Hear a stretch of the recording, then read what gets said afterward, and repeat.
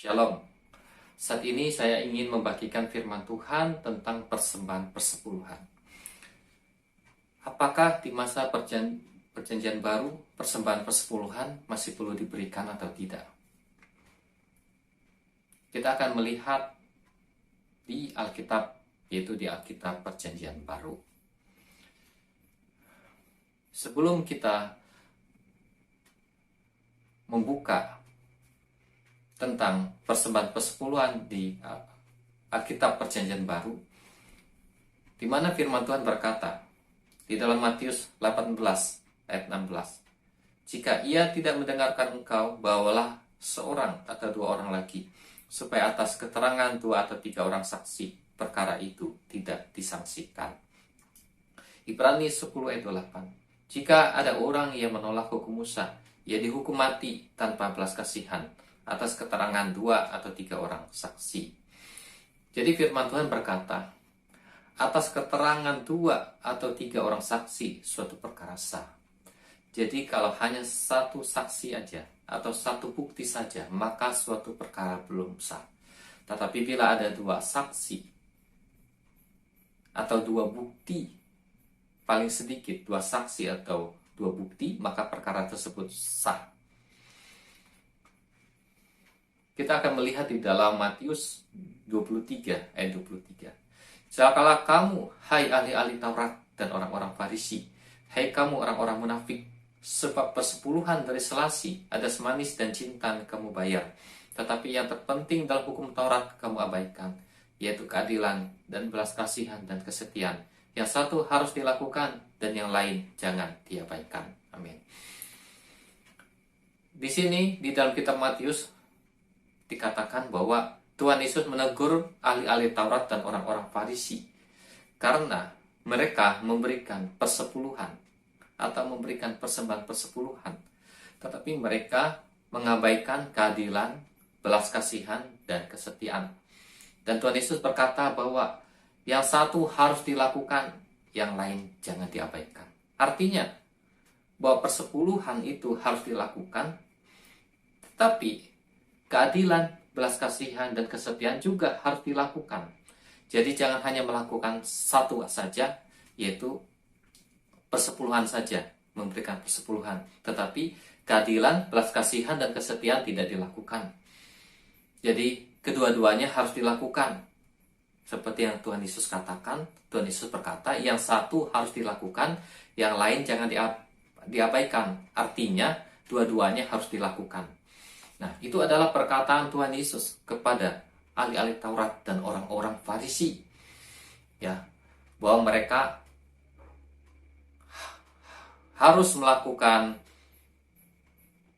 persepuluhan, mereka juga harus melakukan keadilan, belas kasihan, dan kesetiaan. Dua-duanya harus dilakukan, kata Tuhan Yesus. Ya. Nah, jadi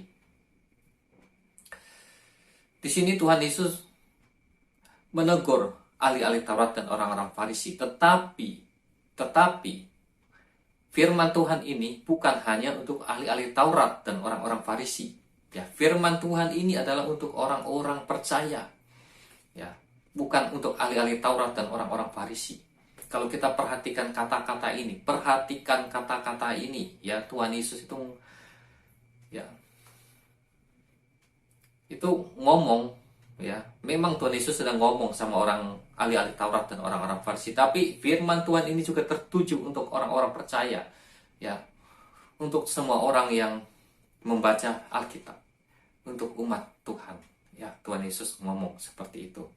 Ya, karena Alkitab ini tidak ditulis itu tidak bertele-tele. Alkitab ini ditulis dengan singkat, tegas, tepat, ya, jadi tidak ditulis bertele-tele. Ya, jadi Tuhan Yesus sudah ngomong, yang satu harus dilakukan, yang lain jangan diabaikan. Artinya, ahli Taurat dan orang Farisi harus melakukan hal ini. Tetapi juga setiap orang yang mendengar firman, yang membaca firman, dan umat Tuhan, terutama umat Tuhan di Perjanjian Baru, juga harus melakukan hal ini.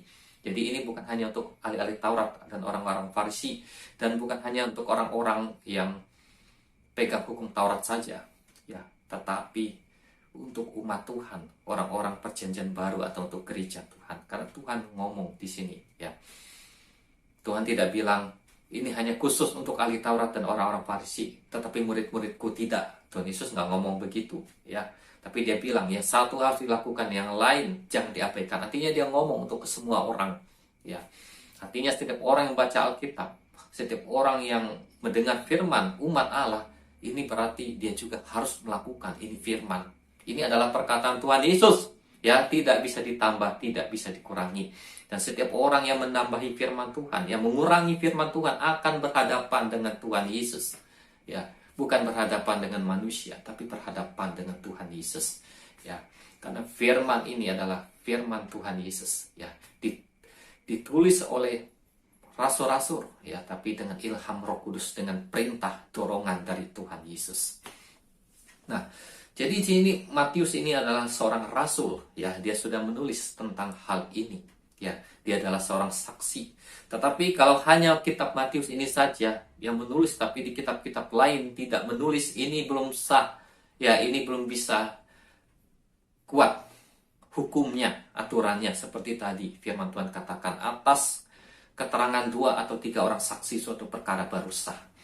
Nah, kita akan melihat di dalam Injil Lukas 11 ayat 42 dikatakan, tetapi celakalah kamu, hai orang-orang Farisi, sebab kamu membayar persepuluhan dari selasi, inggu, dan segala jenis sayuran. Tetapi kamu mengabaikan keadilan dan kasih Allah. Yang satu harus dilakukan, dan yang lain jangan diabaikan. Amin. Nah, jadi kitab Lukas yang ditulis oleh Tabib Lukas, ya, Tabib Lukas, ya, bukan dari ke-12 rasul murid Tuhan Yesus, tapi di luar itu, tapi adalah murid Tuhan juga, yaitu Lukas, ya, seorang tabib. Dia menulis bahwa seperti yang dikatakan juga oleh Rasul Matius, ya, dalam Injil Matius, ya, bahwa yang satu harus dilakukan, yang lain jangan diabaikan. Ya, artinya sama, ya, seperti yang ditulis oleh Rasul Matius. Jadi ini bukan suatu kebetulan, ya, ini Alkitab bukan suatu kebetulan. Tapi ini memang Tuhan sudah tentukan, ya. Tuhan memakai Lukas dengan dorongan Roh Kudus, dengan dorongan Tuhan untuk menulis hal ini seperti yang ditulis oleh Matius dalam Injil Matius. Dan sama, ya, menyampaikan perkataan Tuhan Yesus atas keterangan 2 orang saksi suatu perkara sah. Atas keterangan Matius dan Lukas perkara ini sah, ya. Persepuluhan ini masih perlu dilakukan di masa perjanjian baru. Yang ketiga, saksinya adalah Tuhan Yesus sendiri. Dia yang ngomong. Haleluya. Yang ketiga, saksinya itu adalah Tuhan Yesus sendiri. Dia yang ngomong. Ya, tadi Matius menulis sebagai saksi. Lukas menulis sebagai saksi. Dan ketiga, saksinya adalah Tuhan Yesus sendiri. Dia sendiri yang ngomong. Jadi ada 3 saksi. Matius, Lukas, dan Tuhan Yesus sendiri. Jadi persepuluhan ini adalah perintah Tuhan Yesus, ya, bukan perintah manusia, ya, tapi perintah dari Tuhan Yesus yang diajarkan oleh murid-muridnya dan yang harus dilakukan oleh orang-orang percaya. Ya, apakah itu orang percaya dengan istilah jemaat ataupun hamba Tuhan? Semuanya harus melakukan, memberikan persembahan persepuluhan, baik itu jemaat, baik itu hamba Tuhan, semuanya perlu memberikan persembahan persepuluhan. Nah, jadi sudah, ya, ada saksi, ya, untuk menyatakan hal ini. Di dalam Matius 28 ayat 20, ya, pada sebelum Tuhan Yesus naik ke surga, Matius 28 ayat 20, Tuhan Yesus berkata, dan ajarlah mereka melakukan segala sesuatu yang telah kuperintahkan kepadamu, dan ketahuilah aku menyertai kamu senantiasa sampai kepada akhir zaman. Di sini waktu Tuhan Yesus naik ke surga, dia tidak ada membatalkan kata-katanya ini yang dia katakan di dalam Matius 23 ayat 3 dan di Lukas 11 ayat 42. Tuhan Yesus tidak ada membatalkan kata-katanya ini, tetapi dia tegaskan, dia sahkan bahwa apa yang dia sudah katakan, apa yang dia sudah ajarkan, sudah sampaikan kepada murid-muridnya. Murid-muridnya harus mengajarkan kepada orang-orang dan juga harus dilakukan oleh murid-muridnya, oleh orang-orang percaya. Itu perkataan Tuhan Yesus. Ya. Kemudian sesudah Tuhan Yesus berpesan seperti itu, maka Tuhan Yesus terangkat naik ke surga. Artinya ini perintah Tuhan Yesus harus diajarkan, harus dilakukan, harus diajarkan dengan benar, harus dilakukan dengan benar. Ya. Jadi di masa perjanjian baru itu adalah sudah bukan hukum Taurat lagi, tetapi hukum Roh Kudus. Ya. Hukum Taurat sampai kepada masa hukum Taurat, ya, ke perjanjian lama. Tetapi di perjanjian baru adalah hukum Roh Kudus. Jadi Roh Kudus yang nomor 1, hukum Roh. Kedua adalah firman Tuhan, perintah Tuhan. Firman Tuhan itu di mana? Yaitu di, kalau perjanjian lama dari Kejadian sampai Maleakhi. Ya. Kemudian di perjanjian baru firman Tuhan di mana? Dari Matius sampai Wahyu. Perjanjian lama 39 kitab, perjanjian baru 27 kitab, 66 kitab, itulah pedoman firman Tuhan bagi umat Tuhan, orang percaya. Nah, jadi di perjanjian baru ya dikatakan bahwa hukum Roh. Rasul Paulus berkata dalam kitab Roma bahwa semua orang yang dipimpin oleh Roh Allah adalah anak-anak Allah. Artinya di masa perjanjian baru itu Roh Kudus dicurahkan, diberikan, dan Roh Kudus memimpin kehidupan orang-orang percaya seperti yang dikatakan dalam Roma 8 ayat 14. Kalau Roh Kudus memimpin, maka Roh Kudus itu sama seperti Alkitab katakan.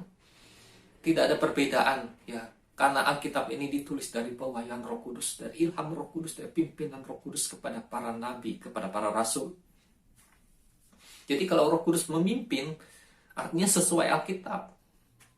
Dan Alkitab menulis tentang Roh Kudus, berbicara tentang Roh Kudus. Jadi Roh Kudus dan Alkitab sama, tidak bertentangan.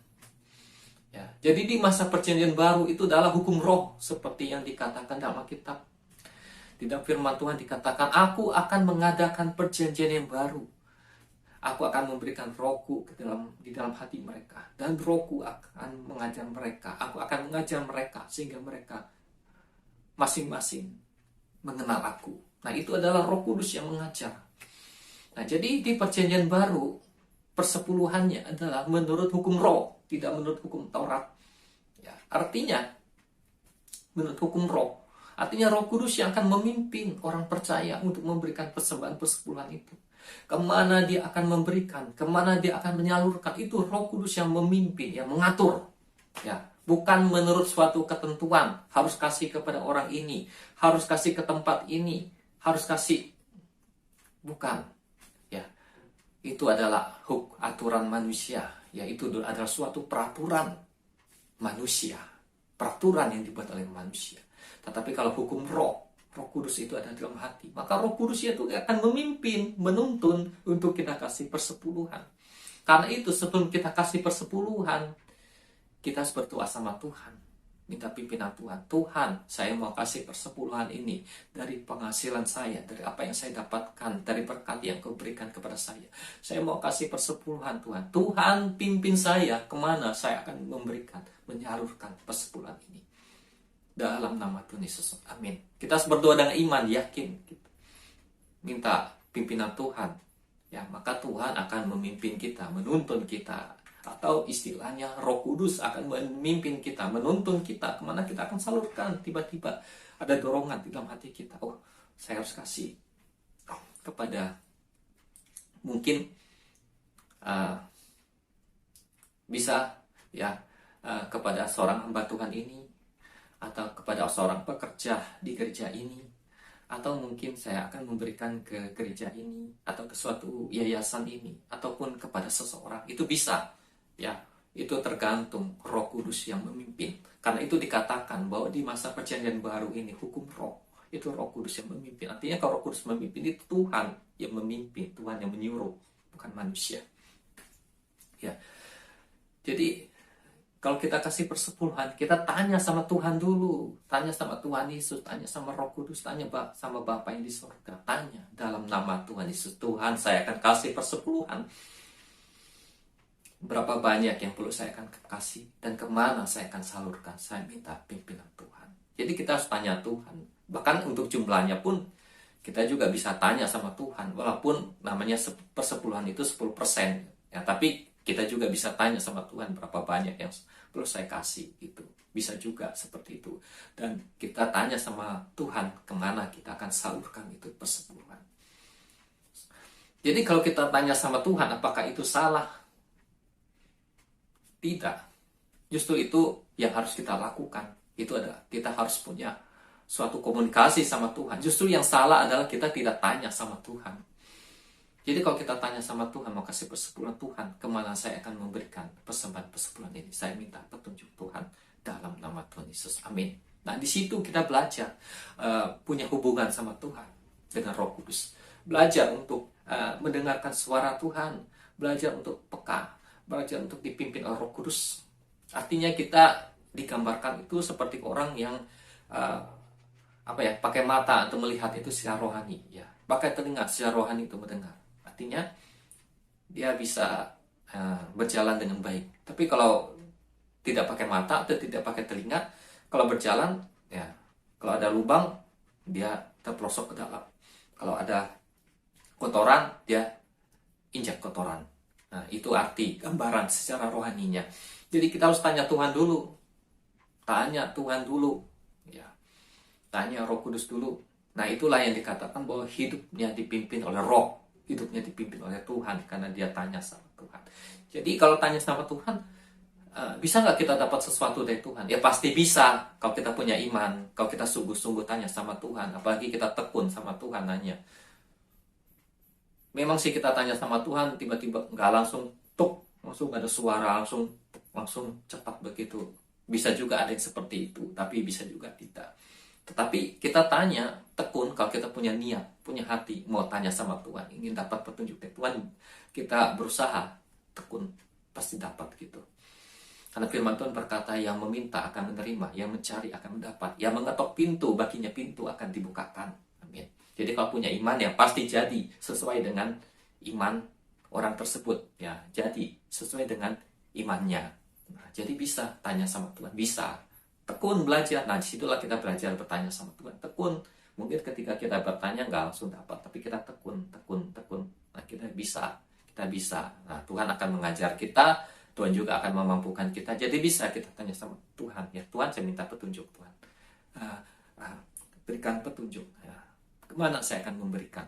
Kemana saya akan menyalurkan persembahan persepuluhan ini? Tuhan, Roh Kudus akan memberikan petunjuk, akan menuntun kita. Jadi hal ini salah? Tidak. Justru hal ini yang harusnya seperti itu yang dilakukan oleh orang-orang percaya. Dia harus tanya sama Tuhan. Ya bukannya suatu aturan, harus ke sana, harus begini, harus kasihnya ke sini. Tidak begitu. Ya harus tanya sama Tuhan dulu. Kalau Tuhan menuntun, tanya Roh Kudus.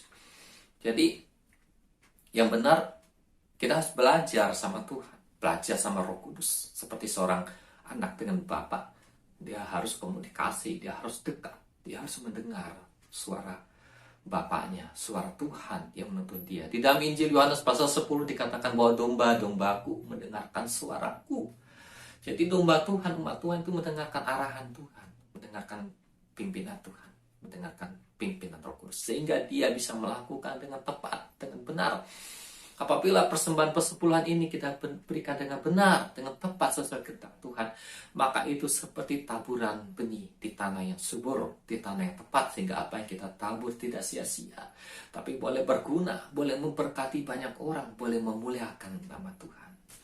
Tapi kalau kita menabur dengan salah, dengan tidak tepat, tidak sesuai kehendak Tuhan, maka taburan kita akan kurang menghasilkan buah.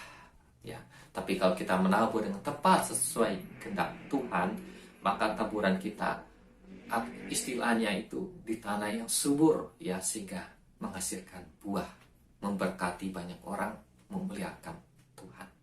Nah, jadi hidup dipimpin oleh Roh Kudus, cara memberikan persembahan persepuluhan di masa perjanjian baru. Tanya sama Tuhan, tanya sama Roh Kudus, dia akan memberikan petunjuk kepada kita, kemana kita akan memberikan, kemana kita akan menyalurkan, ya, apakah ke gereja, apakah kepada seorang hamba Tuhan, apakah kepada seorang pekerja di gereja, apakah atau ke yayasan, atau kemanapun, ya, yang dituntun oleh Tuhan, yang dituntun oleh Roh Kudus. Disitulah kita mau taat, ya, taat kemana Tuhan menyuruh, kemana Tuhan menuntun, kita mau taat. Nah, itulah pemberian persembahan persepuluhan di masa perjanjian baru, ya. Tapi kalau di masa perjanjian lama, persembahan persepuluhan itu kebanyakannya selalu diberikan kepada imam, itu imam dari suku Lewi, dan kemudian dikasih kepada Bait Allah yang ada di Yerusalem. Nah, itu adalah persembahan persepuluhan di masa perjanjian lama, di masa hukum Taurat. Tetapi di perjanjian baru, ya, yang mengendalikan itu adalah Roh Kudus, maka disebut hukum roh. Ya, kalau di perjanjian lama itu yang berkuasa, yang hukumnya adalah hukum Taurat, maka menurut hukum Taurat. Tapi di perjanjian baru yang berkuasa, yang memimpin itu menuntun adalah hukum, adalah Roh Kudus, maka hukum roh, maka harus ikutilah Roh Kudus, ya, menuruti hukum roh. Nah, jadi itulah pemberian persembahan persepuluhan di masa perjanjian baru, yaitu menurut pimpinan Roh Kudus, sehingga apa yang diberi boleh sesuai kehendak Tuhan, menjadi benih yang ditabur di tanah yang subur, ya, sehingga menghasilkan banyak buah, ya, menjadi berkat buat banyak orang dan memuliakan nama Tuhan. Jadi kalau Tuhan Bapa yang di sorga disenangkan oleh apa yang kita lakukan, pasti Bapa yang di sorga, Tuhan Yesus, tidak akan diam. Dia akan memberkati orang tersebut, akan memberkati kita, karena sudah melakukan apa yang dia kehendaki, karena sudah membuat dia senang, membuat dia sukacita, ya. Nah, demikian inilah firman Tuhan, ya. Dan di dalam kitab Wahyu ditutup oleh Rasul Yohanes, ditutup dengan kata-kata demikian. Itu di Wahyu 22 ayat 18 sampai 19. Aku bersaksi kepada setiap orang yang mendengar perkataan-perkataan nubuat dari kitab ini. Jika seorang menambahkan sesuatu kepada perkataan-perkataan ini, maka Allah akan menambahkan kepadanya malapetaka yang tertulis di dalam kitab ini. Dan jikalau seorang mengurangkan sesuatu dari perkataan-perkataan dari kitab nubuat ini, maka Allah akan mengambil bagiannya dari pohon kehidupan dan dari kota kudus, seperti yang tertulis di dalam kitab ini. Jadi firman Tuhan kita belajar dan berusaha. Firman Tuhan atau perintah Tuhan jangan ditambahkan dan jangan dikurangi. Tapi firman Tuhan atau perintah Tuhan itu, ya, seperti apa yang ditulis di Alkitab. Terima kasih. Tuhan Yesus memberkati. Amin.